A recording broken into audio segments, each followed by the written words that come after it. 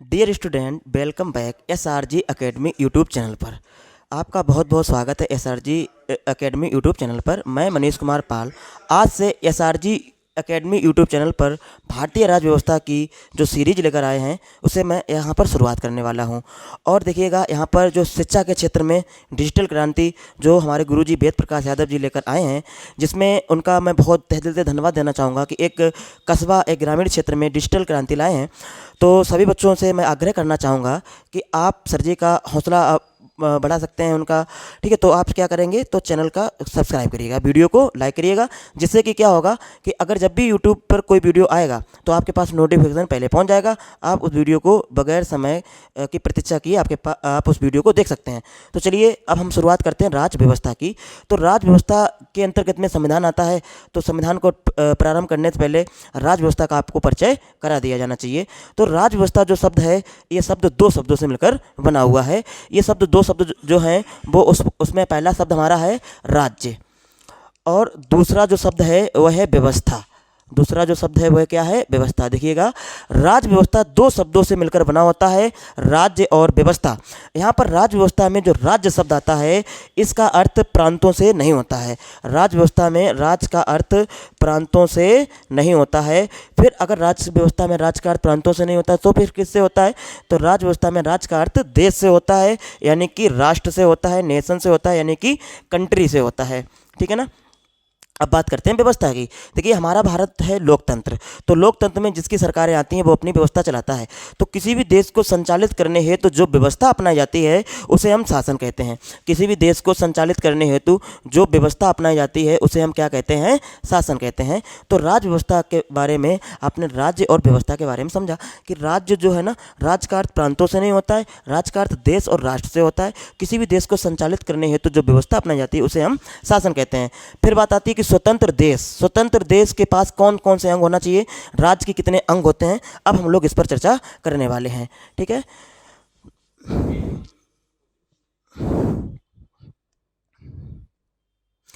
अब बात करते हैं राज्य की।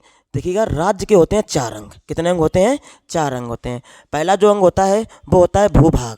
पहला अंग क्या होता है? भूभाग। और दूसरा जो अंग होता है वो होता है जनसंख्या का, जनसंख्या का। और जो तीसरा भाग होता है वो होता है सरकार का। और चौथा जो भाग होता है वह होता है संप्रभुता का, संप्रभुता, संप्रभुता। तो राज्य को राज्य होने के लिए उसके चार अंग होते हैं। पहला भूभाग होता है, दूसरा जनसंख्या होता है, तीसरा सरकार होता है, चौथा संप्रभुता होता है। तो चलिएगा, अगर स्वतंत्र देश के पास ये चार अंग है तो वो हमारा देश देश कहलाता है। बात करते हैं भूभाग की। तो हमारा भारत का भूभाग पूरब से पश्चिम की जो दूरी है, पूरब से पश्चिम की दूरी है आपकी 2933 किलोमीटर, 2933 किलोमीटर। और बात करते हैं उत्तर से दक्षिण की जो दूरी है वो है 3214 किलोमीटर। ठीक है ना। और भारत का जो क्षेत्रफल है वो है 32,87,263 किलोमीटर स्क्वायर, क्योंकि जो क्षेत्रफल होता है उसका मात्रक होता है किलोमीटर वर्ग या वर्ग किलोमीटर। ठीक है ना। अच्छा बात, तो राज्य व्यवस्था में आपने भूभाग के बारे में जाना कि भारत जो हमारा जो देश है उसका जो पूर्व से पश्चिम की दूरी है वो 2933 किलोमीटर है, उत्तर से दक्षिण की दूरी जो है वो 3214 है, और क्षेत्रफल 32,87,263 किलोमीटर स्क्वायर है। बात करते हैं जनसंख्या की। तो 2011 की जनगणना के अनुसार हमारे जो देश की जनसंख्या थी वो 121 करोड़ जनसंख्या थी, लेकिन वर्तमान में लगभग 141 करोड़ से अधिक जनसंख्या आपकी हो गई है। लगभग 141 करोड़ से भी अधिक जनसंख्या हमारे जो है भारत देश की है, और इसी के साथ हमारा भारत देश की जनसंख्या विश्व में नंबर 1 पर मौजूद है।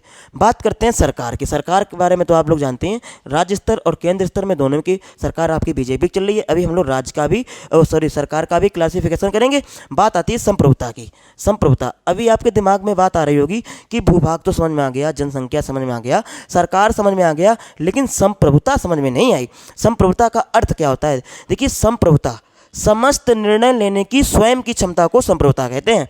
समस्त निर्णय लेने की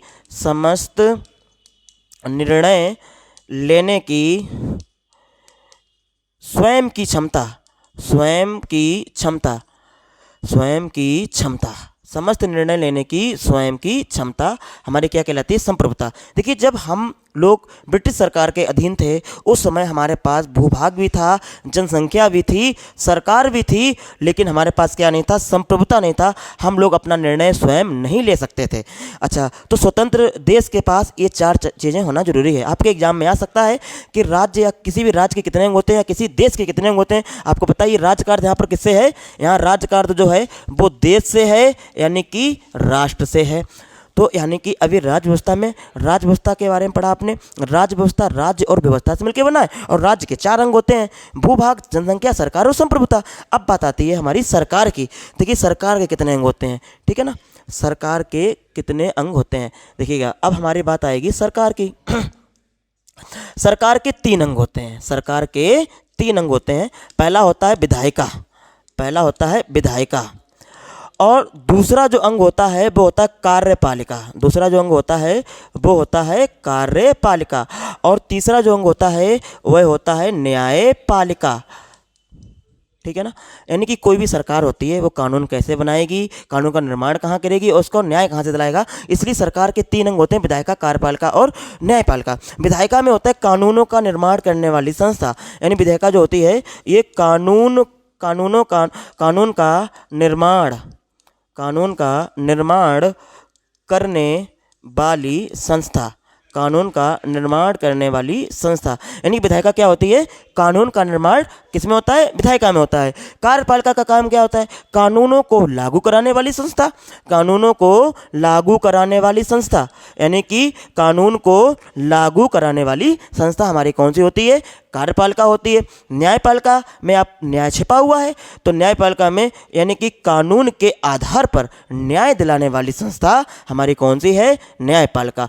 कानून के आधार पर न्याय दिलाने वाली संस्था, न्याय दिलाने वाली संस्था क्या होती है? न्यायपालिका होती है। शायद आप लोग ये बात भी अच्छी तरीके से समझ गए होंगे। अगर आपके पेपर में पूछा जाए कि सरकार, गवर्नमेंट के कितने अंग होते हैं, तो आप उन्हें बताएंगे 3 अंग होते हैं। कौन कौन से? विधायिका, कार्यपालिका और न्यायपालिका। विधायिका की बात करते हैं तो कानून का निर्माण करने वाली संस्था। अगर आपके एग्जाम में पूछ दिया जाए कानून का निर्माण करने वाली संस्था कौन सी है, तो आप बताएंगे विधायिका। कानून को लागू करने वाली संस्था कौन सी है? कार्यपालिका। कानून के आधार पर न्याय दिलाने वाली संस्था कौन सी है? न्यायपालिका। ठीक है ना? अब हम लोग इस विधायिका के बारे में पढ़ेंगे कि हम लोग कानून का निर्माण कितने प्रकार से कानून का निर्माण कर सकते हैं। ठीक है, तो चलिएगा आगे बढ़ते हैं। विधायिका, विधायिका 2 प्रकार की होती है। विधायिका कितने प्रकार की होती है? 2 प्रकार की होती है। ठीक है ना? जैसे कि एक हमारी विधायिका होती है केंद्रीय व्यवस्था पालिका। एक हमारी जो विधायिका होती है वो होती है केंद्रीय व्यवस्था पालिका। केंद्रीय व्यवस्था पालिका, केंद्रीय व्यवस्था पालिका। और एक हमारी होती है प्रांतीय व्यवस्था पालिका। एक हमारी होती है प्रांतीय व्यवस्था पालिका। केंद्रीय व्यवस्था पालिका के अंतर्गत में आता है संसद। केंद्रीय व्यवस्था पालिका के अंतर्गत में क्या आता है? संसद। ठीक है ना?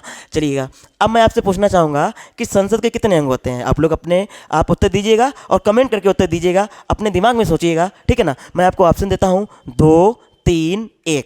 ठीक है, देखिए आप लोगों ने सोचा होगा 2, कुछ लोगों ने सोचा होगा 3। ठीक है, तो जो लोग 3 सोच रहे हैं वो बिल्कुल सही सोच रहे हैं, क्योंकि संसद के जो अंग होते हैं वो 3 अंग होते हैं। ठीक है ना? राज्यसभा होता है, राज्यसभा होता है, इसके बाद में लोकसभा होता है, और इसके बाद में राष्ट्रपति होता है, राष्ट्रपति होता है। ठीक है ना? तो संसद के कितने अंग होते हैं बच्चों? 3 अंग होते हैं: राज्यसभा, लोकसभा और राष्ट्रपति। ठीक है ना? अब हम बात करते हैं संसद का। संसद का जिक्र अनुच्छेद आर्टिकल 79 में दिया गया है। और राज्यसभा की अगर हम बात करें राज्यसभा की, तो राज्यसभा का जिक्र किया गया है आर्टिकल 80 में, और लोकसभा की अगर बात करें तो इसका जिक्र किया गया है आर्टिकल 81 में, अनुच्छेद 81 में। अगर राष्ट्रपति की बात करें तो इसका जिक्र किया गया है हमारे संविधान में आर्टिकल यानी कि अनुच्छेद 52 से 61 में। ठीक है ना? तो संसद के कितने अंग होते हैं? 3, राज्यसभा, लोकसभा और राष्ट्रपति। देखिए राज्यसभा की अगर बात करी जाए तो राज्यसभा में राष्ट्रपति 12 सदस्यों का मनोनयन करते हैं। राज्यसभा में राष्ट्रपति 12 सदस्यों का मनोनयन करते हैं। कौन करते हैं? राष्ट्रपति राज्यसभा में 12 सदस्यों का मनोनयन करते हैं। अनुच्छेद 80 क्लाज ए या 80(1) बोल सकते हो, या 80(1) या 80 जो है ए, ठीक है ना, 80(1) या 80(a) या 80 का, ठीक। तो राज्यसभा में कितने सदस्यों का मनोनयन राष्ट्रपति करते हैं? 12 सदस्यों का मनोनयन राष्ट्रपति करते हैं। किस अनुच्छेद के तहत करते हैं? अनुच्छेद 80(a) के तहत करते हैं, ठीक है ना। अच्छा, अब सवाल ये आता है कि किनका मनोनयन करते हैं राष्ट्रपति राज्यसभा में? तो राष्ट्रपति राज्यसभा में जिन व्यक्ति ने विज्ञान, कला, वाणिज्य और समाज सेवा के क्षेत्र में अपना योगदान दिया होता है, ऐसे लोगों को राष्ट्रपति 12 सदस्यों का निर्वाचन करते हैं। राज्यसभा के जो सदस्य होते हैं, राज्यसभा के सदस्य, बहुत इंपॉर्टेंट क्वेश्चन, राज्यसभा के जो सदस्य होते हैं उनका जो कार्यकाल होता है, राज्यसभा के सदस्य का कार्यकाल बच्चों कितना होता है बताइएगा? राज्यसभा के सदस्य का कार्यकाल होता है आपका 6 वर्ष। कितना होता है? 6 वर्ष, ठीक है ना। अब बात करते हैं राज्यसभा के सभापति का कार्यकाल कितना होता है। राज्यसभा के सभापति का कार्यकाल कितना होता है?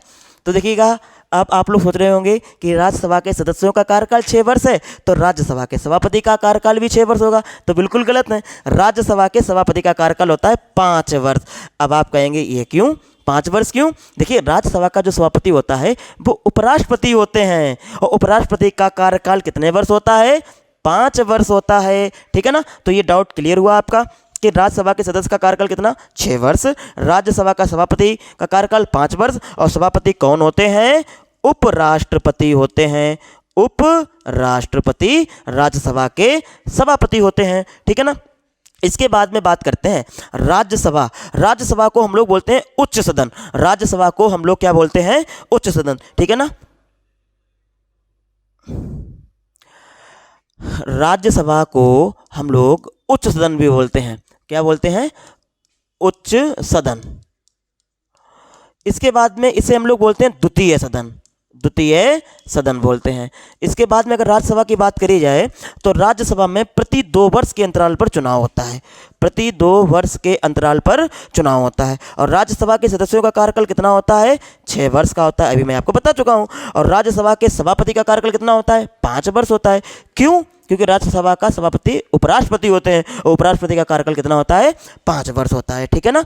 अब बात करते हैं लोकसभा के बारे में। तो लोकसभा की अगर जिक्र किया जाए तो लोकसभा को हम लोग बोलते हैं निम्न सदन के साथ साथ प्रथम सदन बोलते हैं। लोकसभा को हम लोग बोलते हैं निम्न सदन। निम्न सदन के साथ साथ इसे हम लोग बोलते हैं प्रथम सदन। इसे हम लोग क्या बोलते हैं? प्रथम सदन, ठीक है ना। अच्छा बात, तो आपको राज्यसभा, लोकसभा और राष्ट्रपति के बारे में भी जानकारी हो गया होगा। इसी प्रकार बात करते हैं प्रांतीय व्यवस्था पालिका की। तो प्रांतीय व्यवस्था पालिका की अगर बात करी जाए तो इसके अंतर्गत में आता है विधानसभा और विधान परिषद। और इसके बाद में हमारा जो तीसरा इसका जो अंग होता है वो होता है राज्यपाल। कौन होते हैं? राज्यपाल।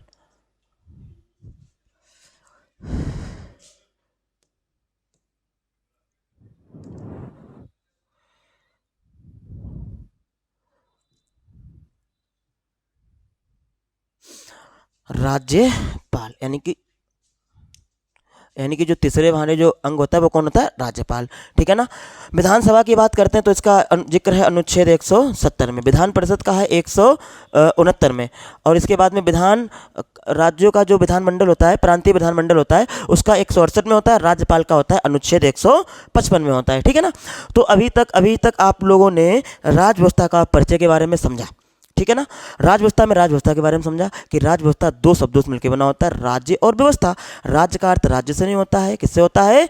देश से होता है, राष्ट्र से होता है। और व्यवस्था किसी भी देश को संचालित करने हेतु जो व्यवस्था अपनाई जाती है उसे हम शासन कहते हैं। राज्य के कितने अंग होते हैं? तो राज्य के 4 अंग होते हैं। पहला भूभाग, दूसरा जनसंख्या, तीसरी सरकार, चौथी संप्रभुता। अगर सपोर्ट डेट मान के चलिएगा, अभी देखिएगा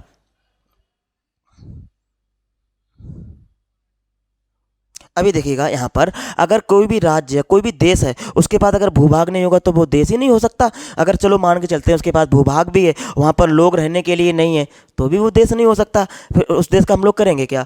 ठीक है, तो भूभाग होना चाहिए, जनसंख्या होनी चाहिए, सरकार भी होनी चाहिए, और ये तीनों चीज़ों के साथ साथ संप्रभुता भी होना चाहिए। उसके पास समस्त निर्णय लेने की स्वयं की क्षमता होनी चाहिए। सरकार के बारे में आपने पढ़ा अभी कि सरकार के बारे में आपने पढ़ा था कि सरकार के 3 अंग होते हैं। कितने अंग होते हैं? 3 अंग। विधायिका, कार्यपालिका, न्यायपालिका। विधायिका में कानून का निर्माण करने वाली संस्था, कार्यपालिका में कानून को लागू करने वाली संस्था, न्यायपालिका में कानून के आधार पर न्याय दिलाने वाली संस्था। फिर बात आपने करी थी विधायिका की, फिर आपने बात किसकी करी थी? विधायिका की। ठीक है ना। तो विधायिका में आपने देखिए क्या क्या समझा। विधायिका के दो प्रकार की होती है, केंद्रीय व्यवस्था पालिका, प्रांतीय व्यवस्था पालिका। केंद्र सेंट्रल गवर्नमेंट, प्रांत मतलब स्टेट गवर्नमेंट। केंद्रीय व्यवस्था पालिका के अंतर्गत में संसद आती है। संसद के 3 अंग होते हैं, राज्यसभा, लोकसभा और राष्ट्रपति। राज्यसभा का अनुच्छेद 80 में जिक्र किया गया, लोकसभा का 81 में, राष्ट्रपति का 52 से 61 और संसद का अनुच्छेद 79 यानी कि 79। राज्यसभा का सदस्य का कार्यकाल 6 वर्ष होता है। इसके बाद हम बात करते हैं सभापति का कार्यकाल 5 वर्ष होता है, क्योंकि राज्यसभा का सभापति उपराष्ट्रपति होते हैं। राज्यसभा में 12 सदस्यों का मनोनयन राष्ट्रपति करते हैं। अनुच्छेद 80 एक के तहत, 80 एक के तहत या 80 का के तहत। ठीक है ना। इसके बाद हम बात करते हैं किन सदस्यों का करते हैं? कला, विज्ञान, वाणिज्य तथा समाज सेवा के क्षेत्र में जिन्होंने अपना योगदान दिया होता है लोग। इसके बाद हमने आपको पढ़ाया था कि राज्यसभा को हम लोग उच्च सदन बोलते हैं, और इसके साथ साथ हम उसे बोलते हैं द्वितीय सदन। लेकिन लोकसभा को हम निम्न सदन बोलते हैं, साथ साथ हम उसे बोलते हैं प्रथम सदन। ठीक है। अच्छा बात, प्रांतीय व्यवस्था पालिका के अंतर्गत में उसके 3 अंग, विधानसभा, विधान परिषद और राज्यपाल। विधानसभा का जिक्र अनुच्छेद 170 में है, विधान परिषद का 169 में है और राज्यपाल का 155 में है। इसके आगे की जो हमारा क्लास होने वाली है वो नेक्स्ट वीडियो होने वाली है। अगर आपको ये वीडियो अच्छा लगा है, आप चाहते हैं कि इस प्रकार से वीडियो आपके आती रहे, हम लोग इसमें अभी तो बेसिक पढ़ा रहे हैं, फिर मैं क्वेश्चन की सीरीज भी करवाऊंगा। क्वेश्चन आएंगे, उसकी सीरीज कराएंगे, सब कुछ होगा। ठीक है। अगर अच्छा लगा तो आप वीडियो को लाइक करें, चैनल को सब्सक्राइब करें। बहुत बहुत धन्यवाद।